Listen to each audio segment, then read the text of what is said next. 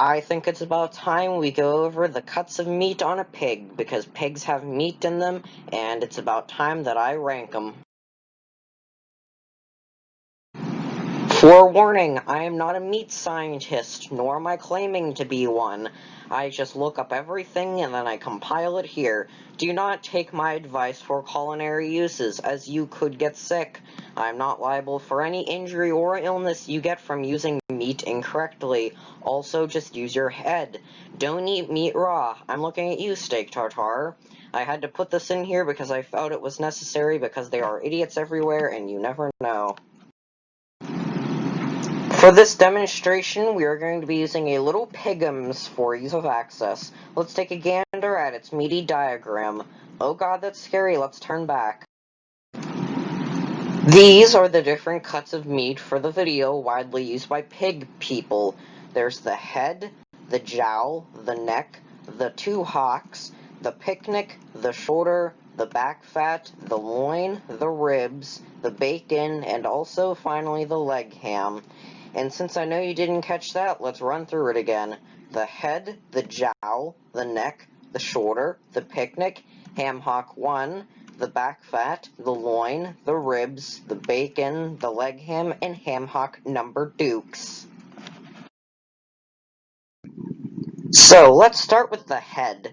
They're usually used in soups and meaty stews and whatnot, and they're occasionally cooked. And that's about it. 7 out of 10. I'm sorry, but there's just really not a whole lot you can do with pigs' heads. I mean, sure, you can cut them up, or I'm not even sure if you can do that, honestly. That ain't a good sign. If I'm unsure what to do with meat, that's not good. Next up, we have the jowl. It's known to be a lean cut of meat, which is often smoked to get a richer flavor and to be cooked better on its own. A popular thing to do with it is to put it on things like beans and peas and things like that. As to what I can only assume would be like a topping of sorts, it's also eaten on New Year's apparently.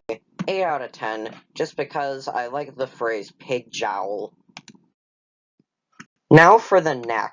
Pork neck is used in a few different things, most notably sauces and also in gumbo, a soupy Louisiana rice and meat dish. It's really good, you should try it.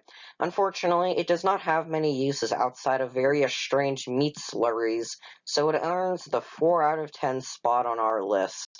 That's the issue. With a lot of the cuts of meat around the pig's, like, general head area, there ain't a whole lot you can do, and that's gonna impact the score.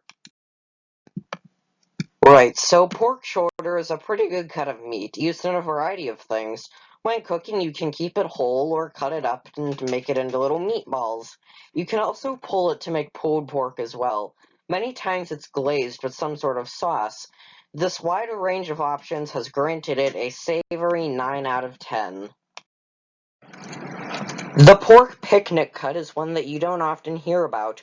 When you have it raw, you can cook it and put it into your goulash and soups and whatnot. You can also cook it as is. Apparently, a good way of cooking it is to, instead of having a high flame, keep your flame low to retain some moisture. Boom, 5 out of 10. Not many uses, unforgivable sin. On to the next one. You like piggy ham hocks? When you have 4 raw ones, or just raw ones in general, they're best smoked to really get the flavor out. Once again, they're used a lot in soups. Now the hooves, just cook them babies up or go German for some pickled pig's feet. 6 out of 10 because yucky. But since I am a generous pharaoh, I'll tack on a ham hock bonus just because they're called ham hocks. Total 6.5 out of 10. So the back fat is a considerably more moist cut of meat and is often made into ground meat and is usually put into things like burgers for extra moistness or flavor. Now, as the name suggests, it also contains a lot of fat called lard and is usually pretty salty as well. Back fat isn't always just served up ready to go in stores though, so you may have to ask the neighborhood butcher for some spares. 7 out of 10 probably will give you health problems. Now the loin is best for feeding a group of people because it's considerably larger than the other cuts. It's a lean cut, and a popular food choice for it are those pork rolls, you know the kind, those cooked up meat cylinders your Uncle Stephen really hams up and brings to the family barbecue, and then your Aunt Susan stuffs them with greens. or you can cook it up like regular and not have to worry about rolling. Very tasty, very versatile, very Uncle Steven. Coveted 10 out of 10 award goes to the loin. Now the ribs ain't nothing new. Everyone's heard of them and everyone likes them. Cook 'em up, dust in some garlic powder, rub on some spicy mustard, cayenne rub, and you've got yourself a meal there. These are Barbecue Basics 101, guys. Prepare them right and you can get some meat to fall right off the bone, too. It's either a sign of some real meaty magic or a sign your meat has been sitting in Unky Stevens' freezer since 2006. 9 out of 10 because they are delicious. I only took a point off because Uncle Steven probably screwed them up. A lot of people screw them up. Don't screw them up. They're good. Don't screw them up. Now this is the part where the bacon comes in. Through cooking and sizzling, you get a real tasty treat that, upon consumption, will kill you before 45. Everyone goes crazy about it because it tastes great, but that's because they don't know the trick of the trade, gallons of grease.